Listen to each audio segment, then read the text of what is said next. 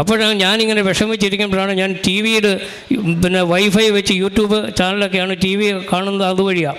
ഞാനൊരു രാത്രിയിൽ ഇങ്ങനെ വിഷമിച്ച് തന്നെ മകളുടെ കാര്യം ഓർത്ത് വിഷമിച്ചിരിക്കും ടി വി കാണുമ്പോൾ പെട്ടെന്ന് അച്ഛൻ്റെ എനിക്ക് പറയാൻ സങ്കടം വരികയാണ്.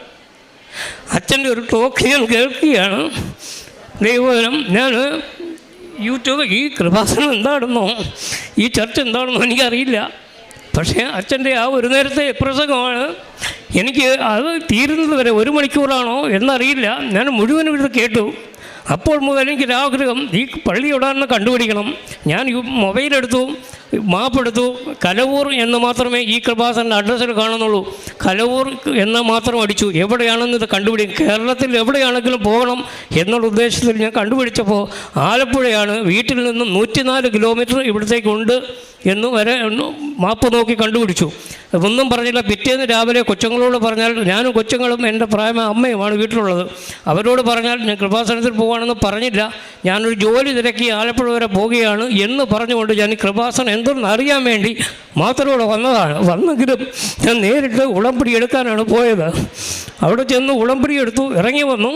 അവിടുന്ന് തൈലവും ഒക്കെ തന്നു. എല്ലാം ഞാൻ വീട്ടിൽ പോയി. രാത്രിയിൽ വീട്ടിൽ ചെന്നിരുന്നാണ് കുട്ടികളോട് പറയുന്നത്.